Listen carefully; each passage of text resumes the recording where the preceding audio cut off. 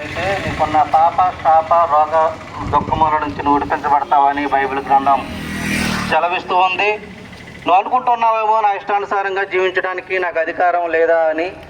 అయితే ఒకవేళ నీకు అధికారం ఉండవచ్చు, కానీ విను, ప్రభు అయిన యేసుక్రీస్తు మనలో ఉన్న ప్రతివాడును తన గురించి దేవునికి లెక్క అప్పగించవలసి ఉన్నదని బైబిల్ గ్రంథము సెలవిస్తూ ఉన్నది. ప్రియ దేవుని బిడ్డ, నా చర్యలన్నింటినీ దేవుడు చూడవచ్చాడా ఏమిటి అని నువ్వు ఆలోచిస్తున్నావేమో.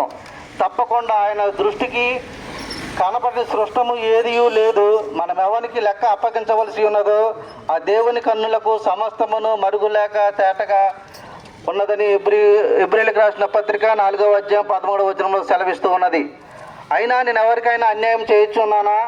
లేదు కదా, దేవుడు నన్ను కూడా శిక్షిస్తాడని నువ్వు అనుకుంటున్నావేమో. తప్పకుండా పాపము చేసిన వారితో నన్ను శిక్షిస్తాడా అని నువ్వు ఆలోచించుకుంటున్నట్లయితే, లేఖనము అనగా దేవుని యొక్క ధర్మశాస్త్రము అందరినీ పాపమునకు లోనైన వారిగా ఎంచును. ఏ భేదము లేదు. అందరూ పాపము చేసి క్రీస్తు అనుగ్రహించు మహిమను పొందలేకపోతున్నారని బైబిల్ గ్రంథము సెలవిస్తూ ఉన్నది. దేవుడు నన్ను శిక్షిస్తాడా అని నువ్వు అనుకుంటున్నట్లయితే, పాపము చేయవాడు ఎవడో వాడే మరణమందును, ఎలానగా పాపము వలన వచ్చు జీతము మరణం అని బైబిల్ గ్రంథము సెలవిస్తూ ఉంది.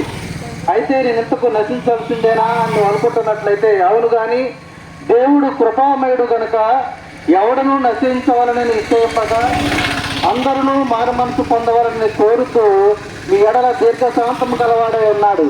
గత జ్ఞానకాలమందు దేవుడు చూసి చూడనట్లుగా ఉండేది, కానీ ఇప్పుడైతే అంతటను అందరూ మారు మనసు పొందవాలని ఆజ్ఞాపించుతున్నాడు. ఎందుకనగా తాను నియమించిన నీతిని బట్టి మనుషుల చేత నీతిని అనుసరించి భూలోకమునకు తీర్పు తీర్చడానికి ఒక దినమే నిర్ణయించబడి ఉన్నదని బైబిల్ గ్రంథము సెలవిస్తూ ఉంది. ఇంతకీ దేవుడు విధించే శిక్షణ నుంచి నువ్వు ఎలా తప్పించుకోవాలి అని నువ్వు ఆలోచించుకున్నట్లయితే, దేవుడు ముందుగా రాయించిన లేఖనాల ప్రకారం అనగా ధర్మశాస్త్ర ప్రకారముగా క్రీస్తు నా పాపముల నిమిత్తము శిక్ష అనుభవించి మృతి పొంది సమాధి చేయబడి తిరిగి లేచాడు. ఇది నీవు నమ్మితే చాలు. క్రీస్తుని ప్రభువుగా రక్షకుడిగా అంగీకరించినట్లయితే నువ్వు రక్షించబడతావు. ఇప్పుడు క్రీస్తు యేసునందున్న వారికి ఏ శిక్ష విధియో లేదని బైబిల్ గ్రంథము సెలవిస్తూ ఉన్నది. ఆయన నన్ను రక్షించగలడా అంటే తప్పకుండా ఆయన నిన్ను రక్షించగలడు. ప్రియ దేవుని బిడ్డ, ఆయన యందు నువ్వు విశ్వాసం ఉంచినట్లయితే, ఆయనతో ఒక సహవాసము కలిగి, ప్రభువా నేను ఇంతవరకు చేసిన ఈ పాపమును బట్టి నీ యొక్క సన్నిధిలో ఒప్పుకుంటూ ఉన్నాను, నన్ను క్షమించు, నిన్ను రక్షకుడిగా అంగీకరిస్తున్నాను, నా పాపాన్ని దోషాన్ని క్షమించని అనుకున్నట్లయితే దేవుడు ఆ శిక్ష నుంచి నిన్ను తప్పిస్తాడు, నీకు నిత్య జీవాన్ని ఇస్తాడు. నీ హృదయంలో ఉన్న బాధన ఆవేదన తొలగించబడుతుంది. నువ్వు క్రీస్తు బిడ్డగా అంగీకరించబడతావు, మార్చబడతావు.